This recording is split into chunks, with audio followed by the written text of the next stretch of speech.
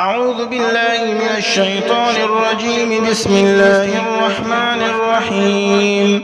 سيقول السفهاء من الناس ما ولاهم عن قبلتهم التي كانوا عليها قل لله المشرق والمغرب يهدي من يشاء إلى صراط مستقيم. وكذلك جعلناكم أمة وسطا لتكونوا شهداء على الناس ويكون الرسول عليكم شهيدا.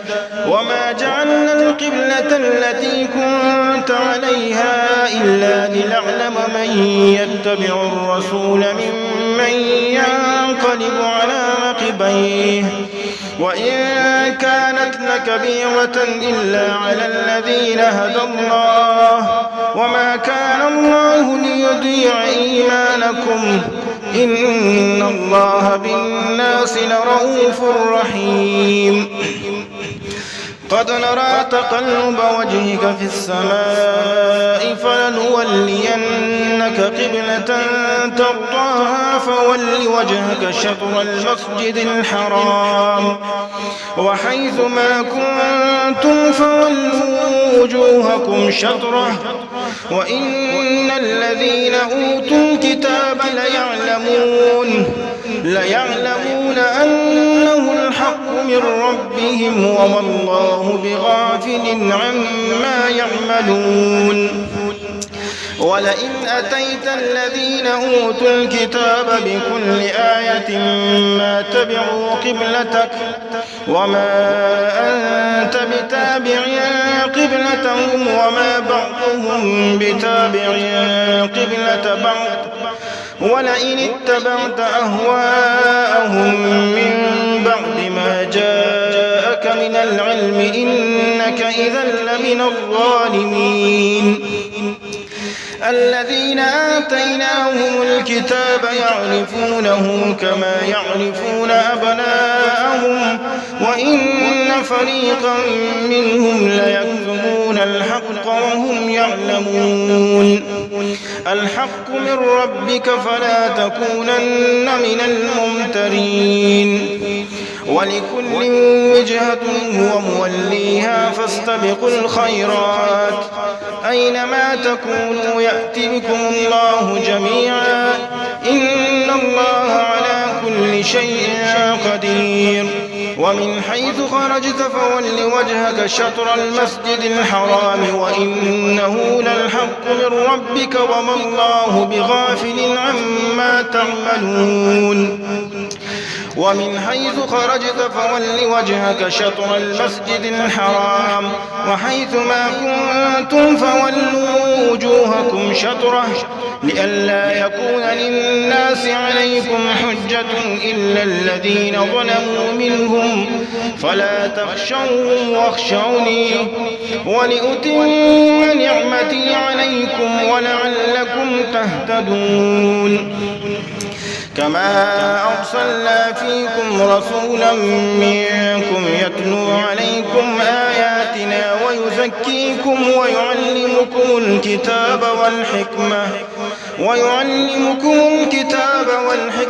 ويعلمكم ما لم تكونوا تعلمون.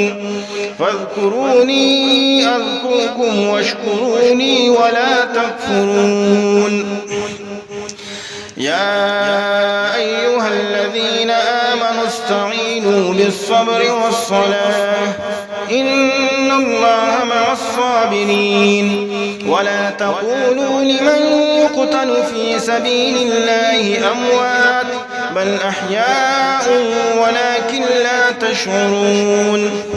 ولنبلونكم بشيء من الخوف والجوع ونقص من الأموال والأنفس والثمرات وبشر الصابرين الذين إذا أصابتهم مصيبة قالوا إنا لله وإنا إليه راجعون.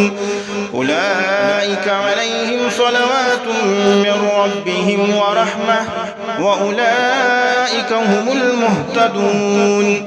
إن الصفا والمروة من شعائر الله، فمن حج البيت أو اعتمر فلا جناح عليه أن يطوف بهما، ومن تطوع خيرا فإن الله شاكر عليم.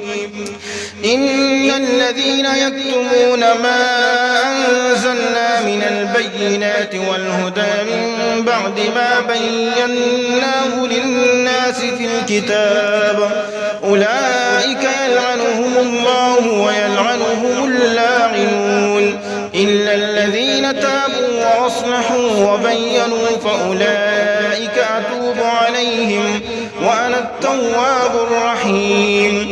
إن الذين كفروا وماتوا وهم كفار أولئك عليهم لعنة الله والملائكة والناس أجمعين خالدين فيها لا يخفف عنهم العذاب ولا هم ينظرون. وإلهكم إله واحد لا إله إلا هو الرحمن الرحيم. إن في خلق السماوات والأرض واختلاف الليل والنهار والفلك التي تجري في البحر بما ينفع الناس وما أنزل الله من السماء من ماء فأحيا به الأرض بعد موتها وبث فيها من كل دابة وتصريف الرياح والسحاب المسخر بين السماء والأرض لآيات لقوم يعقلون. ومن الناس من يتخذ من دون الله أندادا يحبونهم كحب الله والذين آمنوا أشد حبا لله.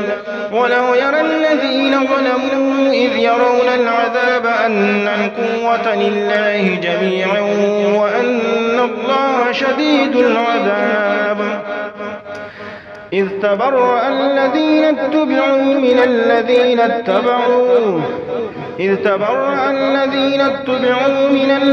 اتبعوا ورأوا العذاب وتقطعت بهم الأسباب. وقال الذين اتبعوا لو أن لنا كرة فنتبرأ منهم كما تبرؤوا منا كذلك يريهم الله أعمالهم حسرات عليهم وما هم بخارجين من النار. يا أيها الناس كلوا مما في الأرض حلالا طيبا ولا تتبعوا خطوات الشيطان إنه لكم عدو مبين. إنما يأمركم بالسوء والفحشاء وأن تقولوا على الله ما لا تعلمون. وإذا قيل لهم اتبعوا ما أنزل الله قالوا بل نتبع ما ألفينا عليه آباءنا أولو كان آباؤهم لا يعقلون شيئا ولا يهتدون.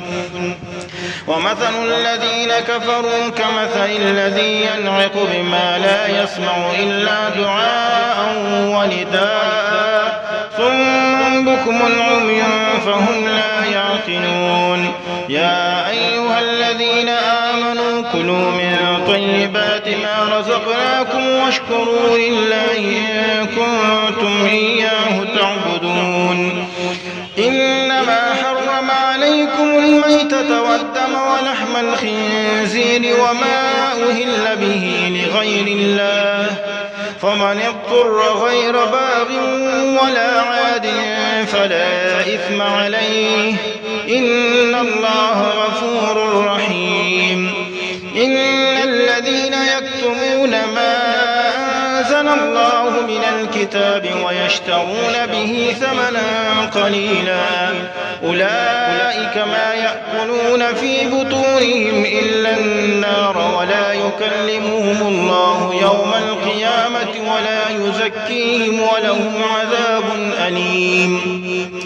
أولئك الذين اشتروا الضلالة بالهدى والعذاب بالمغفرة فما أصبرهم على النار ذلك بأن الله نزل الكتاب بالحق وإن الذين اختلفوا في الكتاب لفي شقاق بعيد ليس البر أن تولوا وجوهكم قبل المشرق والمغرب ولكن البر من آمن بالله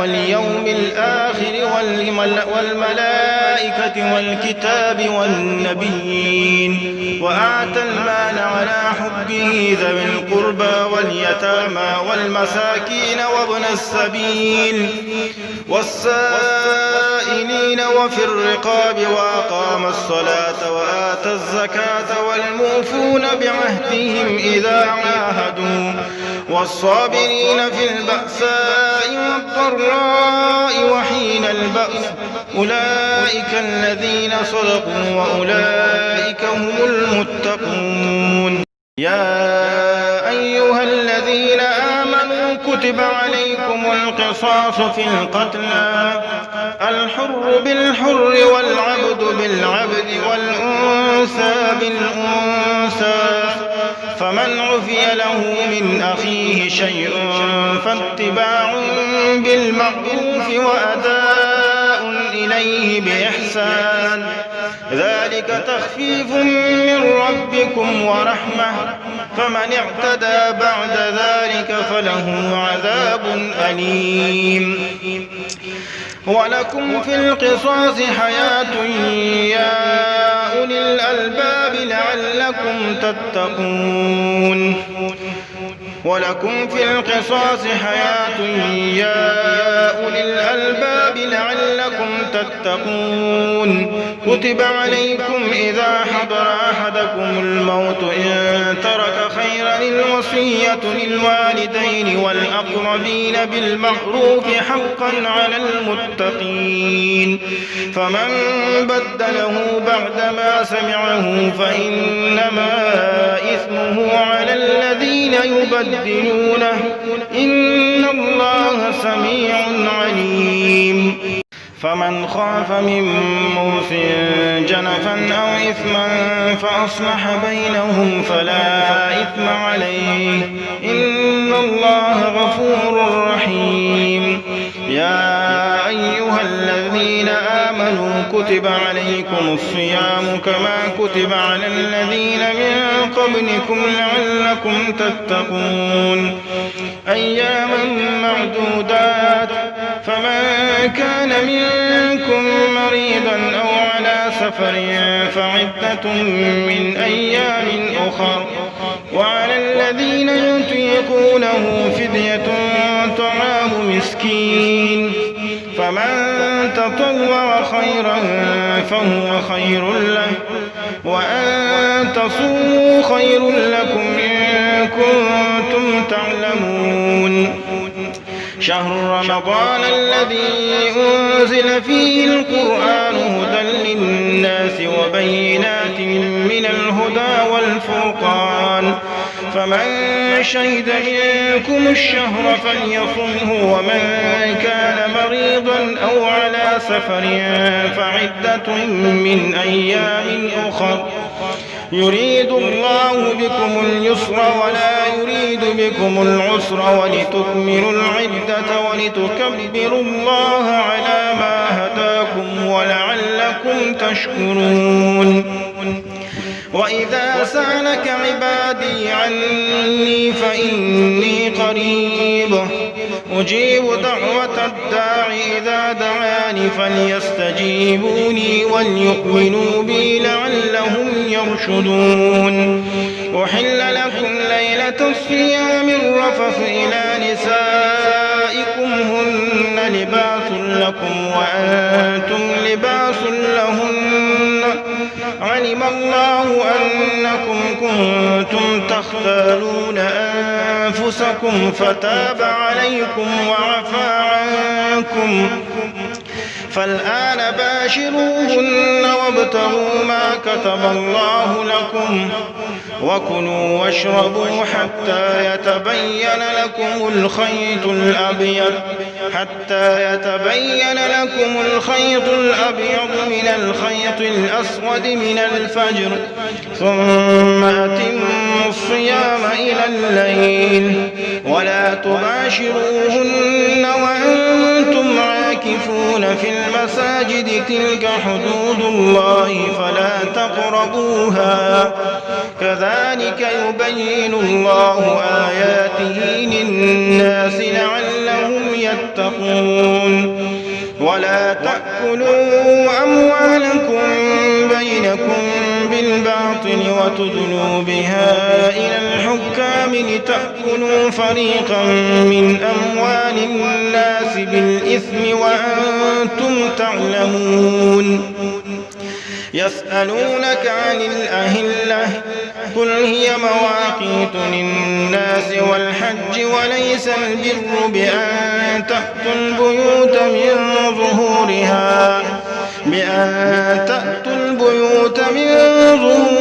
ولكن البر من اتقى وأتوا البيوت من أبوابها واتقوا الله لعلكم تفلحون وقاتلوا في سبيل الله الذين يقاتلونكم ولا تعتدوا إن الله لا يحب المعتدين وقتلوهم حيث ثقفتموهم وأخرجوهم من حيث أخرجوكم والفتنة أشد من القتل ولا تقاتلوهم عند المسجد الحرام حتى يقاتلوكم فيه فإن قاتلوكم فاقتلوهم كذلك جزاء الكافرين فإن انتهوا فإن الله غفور رحيم وقاتلوهم حتى لا تكون فتنة ويكون الدين لله فإن انتهوا فلا عدوان إلا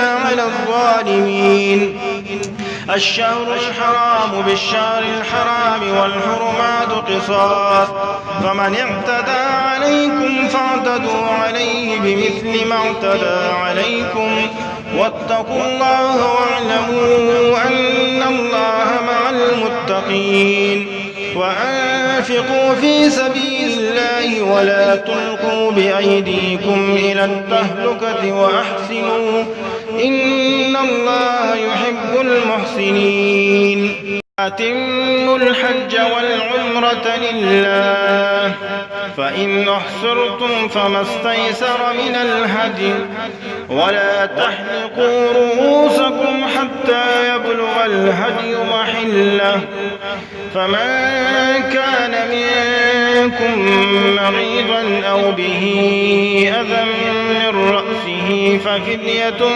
من صيام أو صدقة أو نسك فإذا أمنتم فمن تمتع بالعمرة إلى الحج فما استيسر من الهدي فمن لم يجد فصيام 3 أيام في الحج و7 إذا رجعتم تلك 10 كاملة ذلك لمن لم يكن أهله حاضر المسجد الحرام واتقوا الله واعلموا أن الله شديد العقاب الحج أشهر معلومات فمن فرض فيهن الحج فلا رفث ولا فسوق ولا جدال في الحج وما تفعلوا من خير يعلمه الله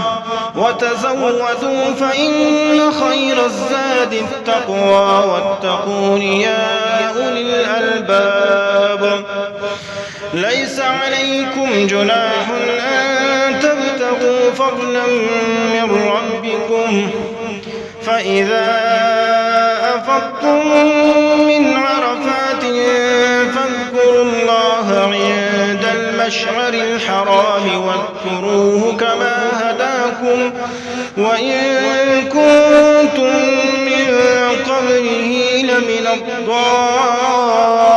الضالين ثم أفيضوا من حيث أفاض واستغفروا الله إن الله غفور رحيم. فإذا قضيتم مناسككم فاذكروا الله كذكركم آباءكم أو أشد ذكرا. فمن الناس من يقول ربنا آتنا في الدنيا وما له في الآخرة من خلاق. ومنهم من يقول ربنا آتنا في الدنيا حسنة وفي الآخرة حسنة وقنا عذاب النار. أولئك لهم نصيب مما كسبوا والله سريع الحساب. واذكروا الله في أيام معدودات فمن تعجل في يومين فلا إثم عليه ومن تأخر فلا إثم عليه لمن اتقى. واتقوا الله واعلموا أنكم إليه تحشرون. ومن الناس من يعجبك قوله في الحياة الدنيا ويشهد الله على ما في قلبه وهو ألد الخصام. وإذا تولى سعى في الأرض ليفسد فيها ويهلك الحرث والنسل والله لا يحب الفساد. وإذا قيل له اتق الله أخذته العزة بالإثم فحسبه جهنم ولبئس المهاد. ومن الناس من يشري نفسه ابتغاء مرضات الله والله رؤوف بالعباد. يا أيها الذين آمنوا ادخلوا في السلم كافة ولا تتبعوا خطوات الشيطان إنه لكم عدو مبين. فإن زللتم من بعد ما جاءتكم البينات فاعلموا أن الله عزيز حكيم. هل ينظرون إلا أن يأتيهم الله في ظلل من الغمام والملائكة وقضي الأمر وإلى الله ترجع الأمور.